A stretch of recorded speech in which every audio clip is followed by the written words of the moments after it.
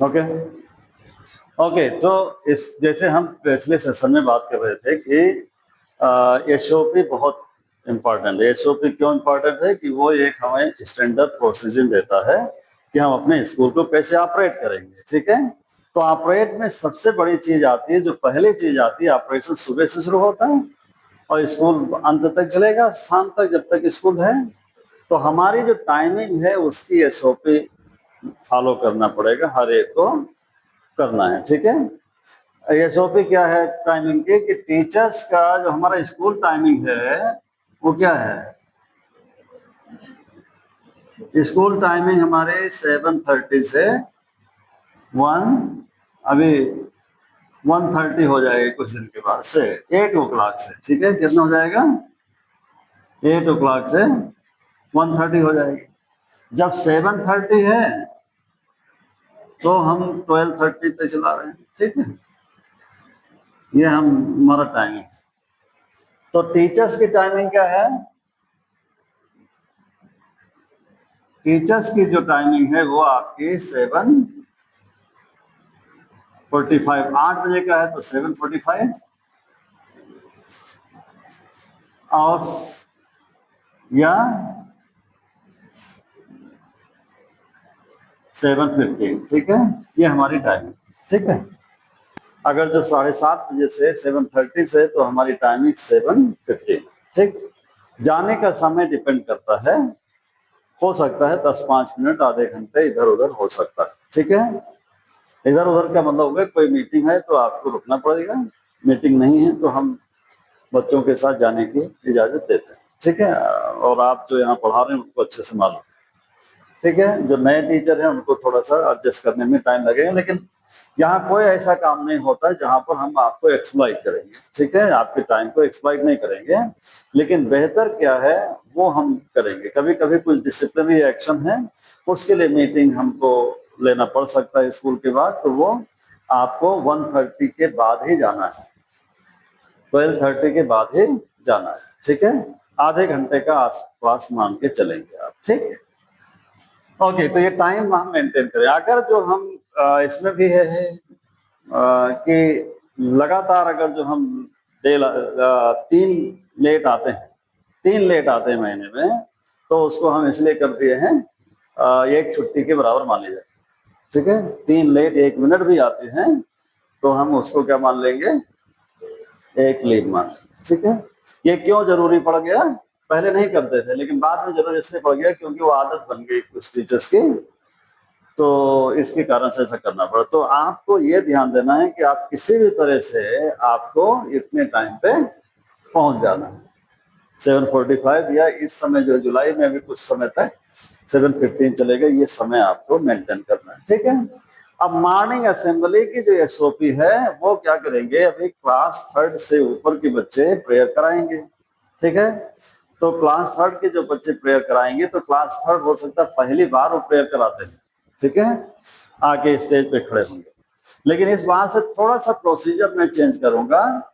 ये nursery class और nursery class से क्लास 2nd तक के बच्चे एक साथ अलग प्रेयर करेंगे, क्लास 3rd से लेकर के क्लास 10 तक के बच्चे अलग प्रेयर करेंगे। ठीक है, उसके वजह यह है कि हम छोटे बच्चों को भी अवसर देना चाहते हैं, छोटे बच्चे भी लर्न कर लें, प्रेयर लर्न कर लें। नर्सरी के हो सकता है जैसे पोएम लर्न करते हैं वैसे ही वो प्रेयर लर्न कर सकते हैं।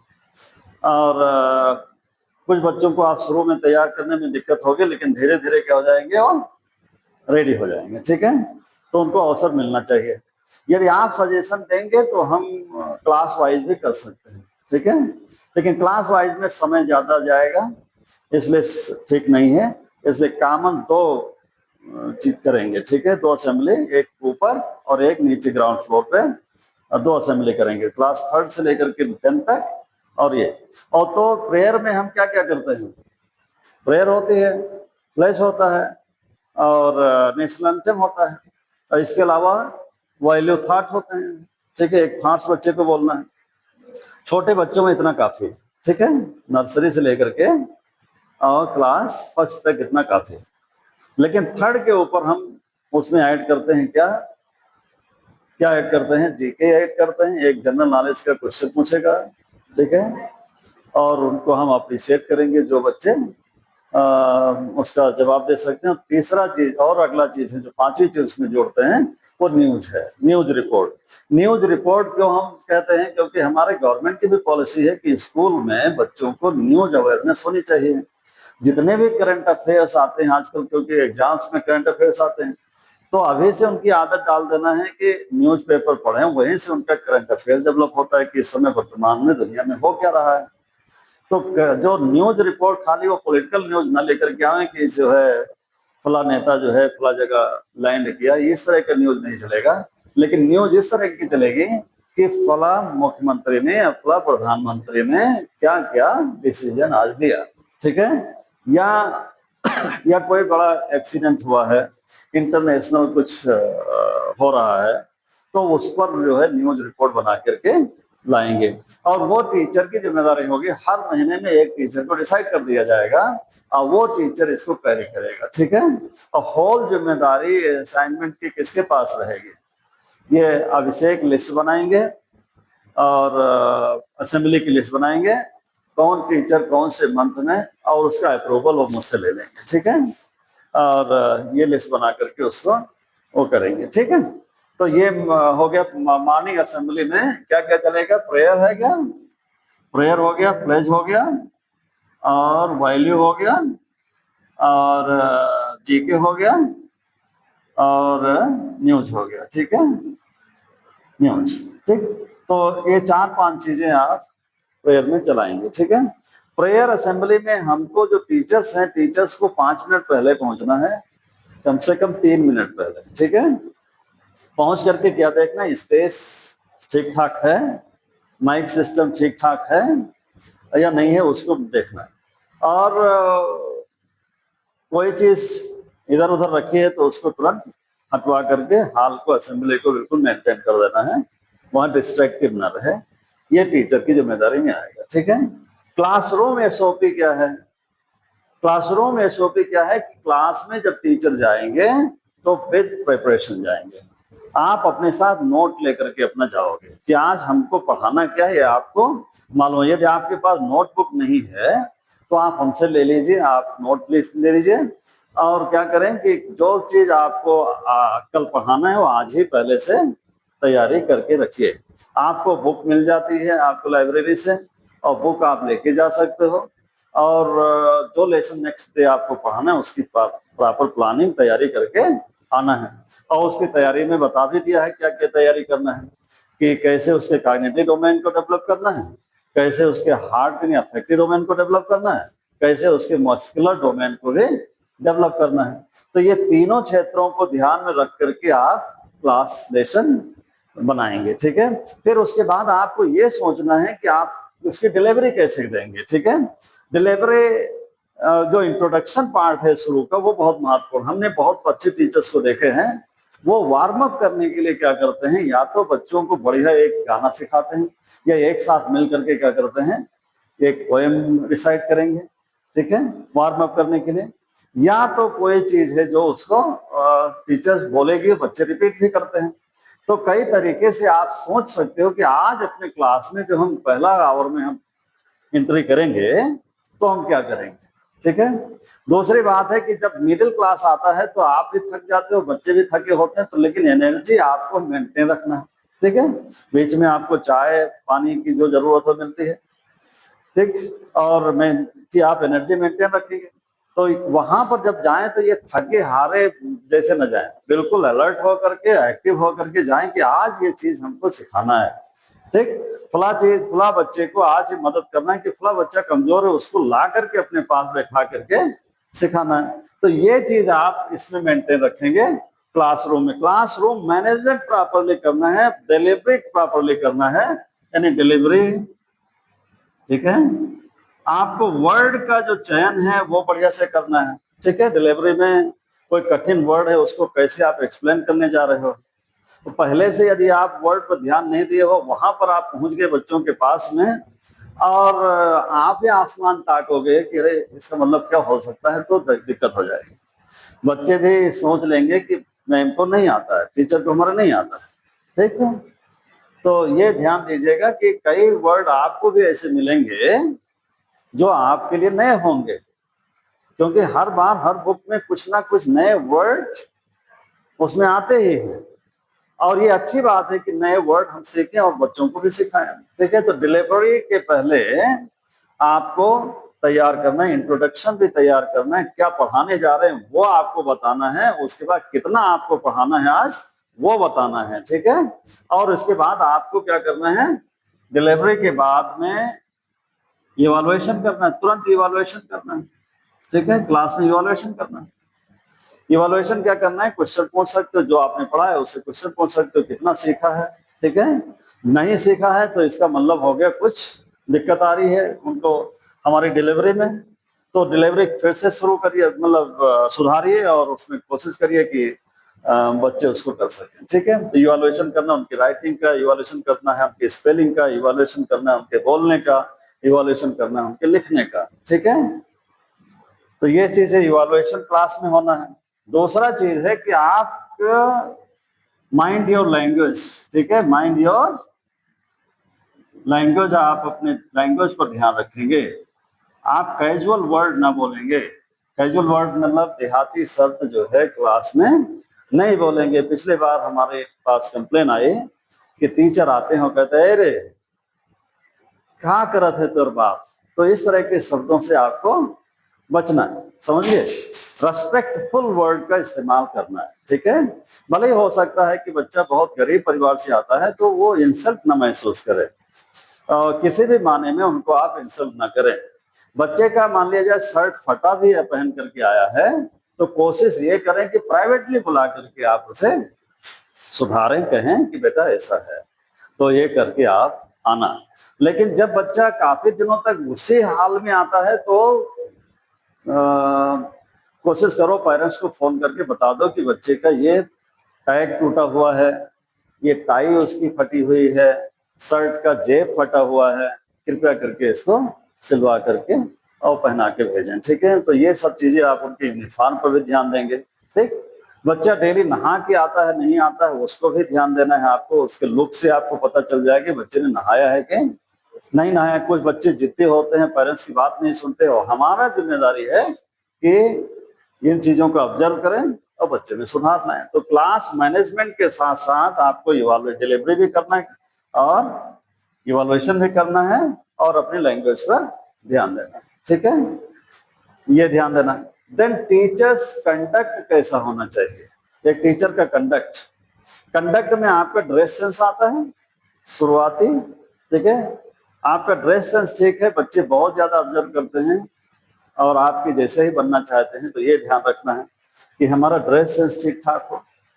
ड्रेस सेंस का मतलब ये नहीं होगा कि आप बहुत महंगे कपड़े पहनोगे तभी आपको अच्छा माना जाएगा, लेकिन नीट है, क्लीन है, आयरन है प्रॉपरली तो ठीक है। ठीक है, और थोड़ा आउटडेटेड हो गया है तो उसको हटा दीजिए, थोड़ा लेटेस्ट में आइए। लेटेस्ट का मतलब मेरे कहने का मतलब है कि एक होता है कि एक ड्रेस स्कूल के लिए अच्छा लगता है, घर के लिए दूसरा अच्छा लगता है, तो वो चीज का थोड़ा सा ध्यान रखना। ठीक, तो ड्रेस हो गया, और एसओपी में और क्या आ जाए टीचर्स एसओपी में, ड्रेस, उनकी लैंग्वेज। किसी भी कभी भी आप कैजुअल ना बनिए, बिल्कुल उनके साथ में इतना ना बन जाइए, घुल मिल करके रहो, लेकिन इतना ना हो जाओ कि बच्चे आपके सिर पे चढ़ जाए, बच्चे आपके सामने ही दूसरे बच्चे से लड़ाई करने लगे। इतना डर खत्म हो गया तो क्लास मैनेज नहीं होगा। तो आप इतना सीरियस बनो कि बच्चे की हिम्मत ना हो कि आपके सामने किसी बच्चे को थप्पड़ मार सके। ठीक है, कई बार होता है बच्चे को थप्पड़ मार देते हैं, कभी बच्चे को जो है पेंसिल घोंप देते हैं, पेन घोंप देंगे, तो इन चीजों को ध्यान में रखना है। तो लूज नहीं। दूसरी बात है, किसी भी बच्चे के लिए कैजुअल वर्ड नहीं इस्तेमाल करेंगे, जैसे अपशब्द जैसे शब्दों का, तू मूर्ख है, तू गधा है, इस तरह के शब्दों के आप बिल्कुल बचेंगे। ठीक है, बिल्कुल नहीं यूज करेंगे। तीसरा चीज है कि टीचर पनिशमेंट नहीं देगा। ठीक है, पनिशमेंट, कारपोरेट पनिशमेंट बिल्कुल नहीं देंगे। कारपोरेट मतलब पूरा क्लास बाहर निकाल दो, कान पकड़ा के खड़ा कर, no, that is your failure. ठीक है, यदि ऐसा हो रहा है तो ये आपकी फेलियर है।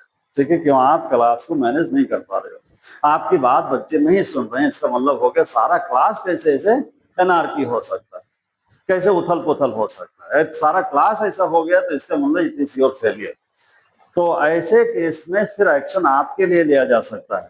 तो ध्यान रखिए कि किसी भी क्लास को कॉर्पोरेट पनिशमेंट मत दीजिए। कभी उनको टेबल पे खड़ा कर दिया, कान पकड़ा, ऐसा कभी ना करिएगा, ठीक है? एक दो बच्चे अगर जो इस तरह से शरारत करते हैं तो उनको बाहर निकालिए क्लास से, उनको डिसिप्लिन करिए, उनको बैठक लगवाइए कान पकड़ा करके, ठीक है? थोड़ा सा छड़ी का इस्तेमाल करिए, उनको समझ गए, सुधार के लिए करिए। और छड़ी का जब इस्तेमाल करें तो गुस्से में मत मार दीजिए। गुस्से में कई बार हुआ है, देखा गया है, बच्चे की आंख तक के भी टीचर ने फोड़ दी है। भाई बड़ा सा डंडा आपके पास है, आपने ऐसे चला दिया दूर से, पता नहीं बच्चे ने ऐसे कर लिया, ऐसे कर लिया और जाकर के आंख में लग जाती है। तो डंडे का इस्तेमाल तो बिल्कुल नहीं, नुकीली चीज का इस्तेमाल बिल्कुल नहीं करना है, ठीक है? अगर जो आपको डिसिप्लिन करना है, अपने शब्दों से डिसिप्लिन करना है और उनको ला करके हो सकता है सामने खड़ा करा दो, ठीक है? तो उससे भी काफी उनको शर्मिंदा होना पड़ता है। कुल मिलाकर के कोशिश ये करो उनकी बेइज्जती ना हो, कोशिश ये करो कि उनमें सुधार हो, ठीक है? तो ये ध्यान रखना। देन स्टूडेंट्स कंडक्ट कैसा होना चाहिए? आप एक टीचर हैं और क्लास में गए हैं तो स्टूडेंट कंडक्ट कैसा होना चाहिए? सबसे पहले तो टीचर कोई जाए तो बच्चे सब खड़े हो रहे हैं कि नहीं हो रहे हैं? प्रॉपरली खड़े हो रहे हैं, ग्रीट कर रहे हैं कि नहीं कर रहे हैं? गुड मॉर्निंग बोल रहे हैं नहीं बोल रहे हैं, गुड आफ्टरनून बोल रहे हैं कि नहीं बोल रहे हैं? तो ये चीज देखना, इसमें कोई छूट ना दीजिएगा। कोई दूसरा टीचर जाए तो कम से कम वो इनको वो बताना है कि बच्चों ये मैनर की कोई टीचर आए तो खड़े हो जाए, ठीक है? खड़े होकर के उनको रेस्पेक्ट शो करें। तो ये चीज दिखाना है आपको। और दूसरी चीज है, जब आप कॉपी चेक करने के लिए बच्चे के पास में जाएं तो क्या करें, जहां जब उसके टेबल के पास गए तो बच्चा क्या करे, खड़ा हो जाए। और हिदायत दी जाती है, कोई भी टीचर, मेल टीचर को विशेष हिदायत दी जाती है कि वो किसी भी बच्ची के बगल में बैठ करके होमवर्क या काम करने में मदद नहीं करेंगे, ठीक है? बगल में नहीं बैठाना है, ठीक? डिस्टेंस को मेंटेन करना है, समझ गए? ये हाँ, लेडीज टीचर के लिए चलेगा, वो अपना उनके साथ बगल में बैठ करके छोटे बच्चों की कर सकते, लेकिन बड़े बच्चों के लिए हम वहां भी नहीं कहते, ठीक है? कोई लेडी टीचर बगल में बैठ करके उनको समझाए, ठीक? आप ब्लैक बोर्ड है, व्हाइट बोर्ड है, उसका इस्तेमाल करिए और आप समझाइए, ठीक है? तो ये ध्यान रखना। तो ये टीचर्स कंडक्ट में आता है। तो आपका ड्रेस, आपकी लैंग्वेज और मैनेजमेंट ये आ गया। स्टूडेंट में जो है, स्टूडेंट का व्यवहार, मतलब जैसे मैंने बताया कि उनको खड़े होना है, रेस्पेक्टफुल रहना है, पोलाइट वर्ड का इस्तेमाल करना है, ठीक है?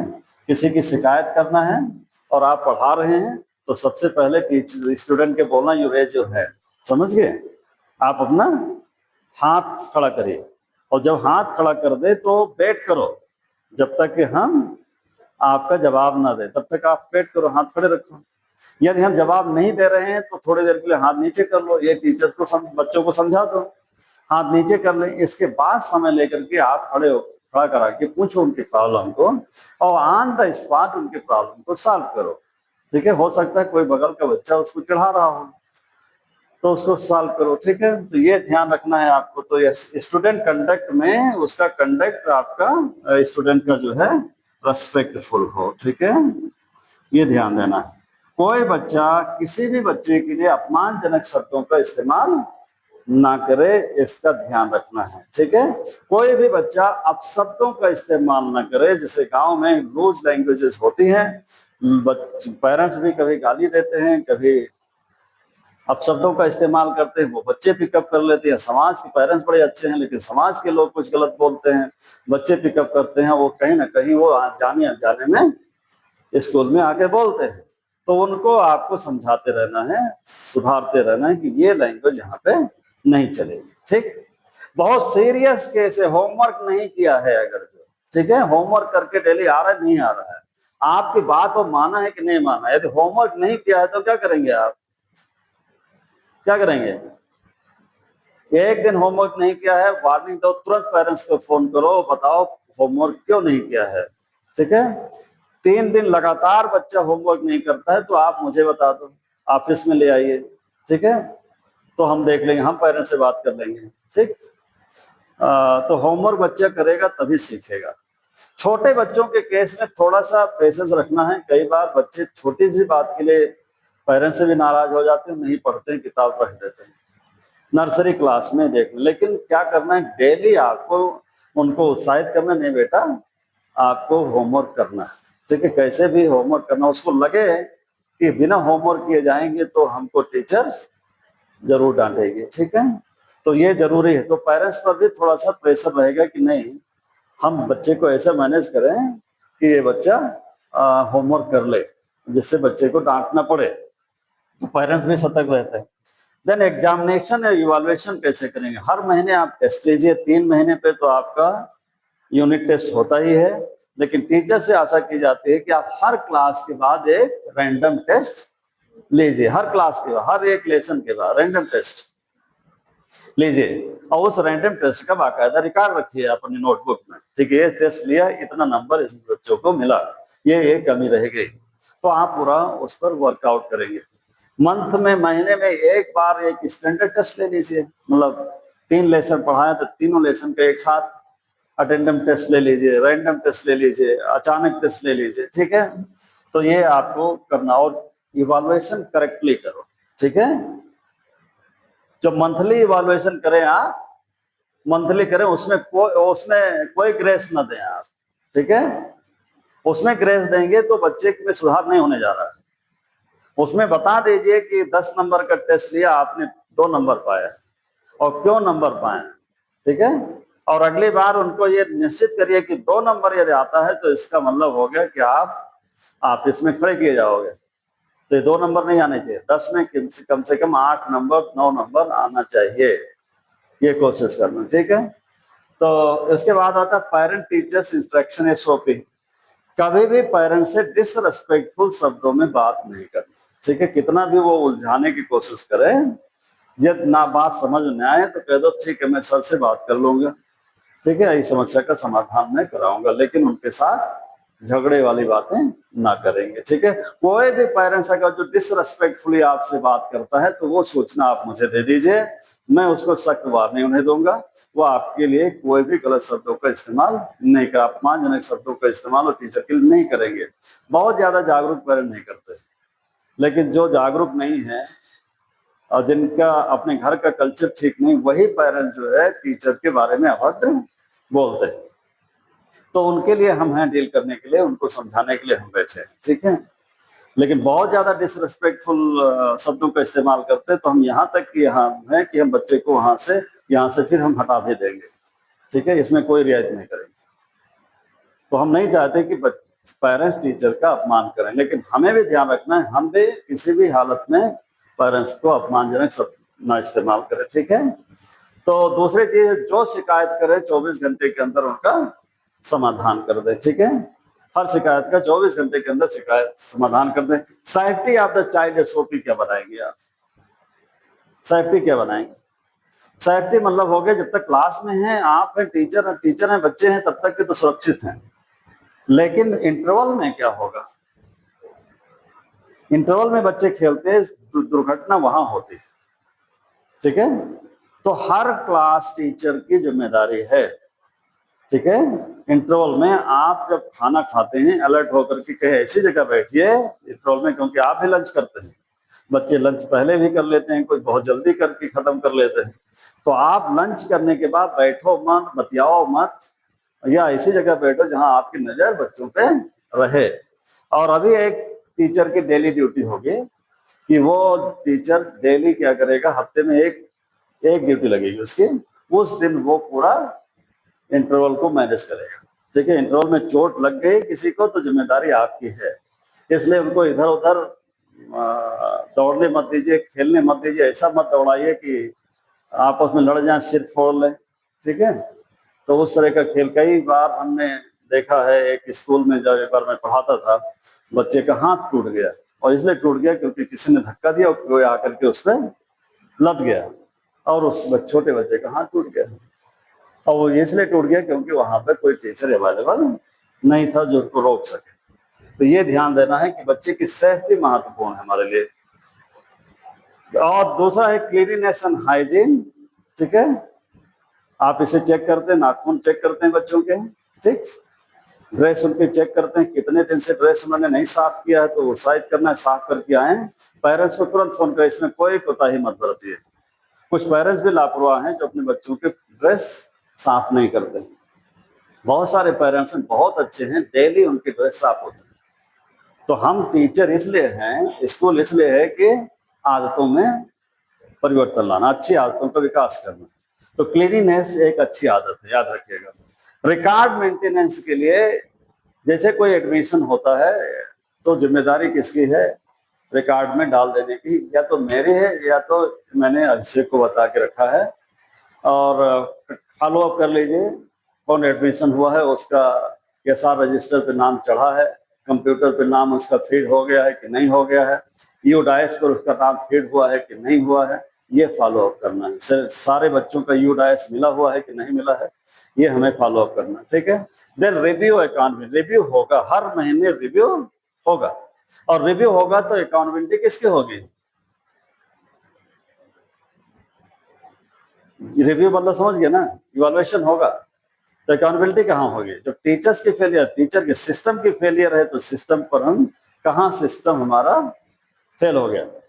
आप पर अगर जो कोई दोष लगाया जाए तो आप ये ना समझो कि आप पर दोष, आपने जो एसओपी अपने टीचर्स की एसओपी जो बनाई है वहां कहीं दोष है, ठीक है। तो ये लेसन के बाद में हम अगले बार अगले सेशन में KIP पढ़ेंगे। क्या पढ़ेंगे? KIP सीखेंगे। KIP क्या है? के इंडिकेटर पॉइंट, के इंडिकेटर पॉइंट, ठीक है।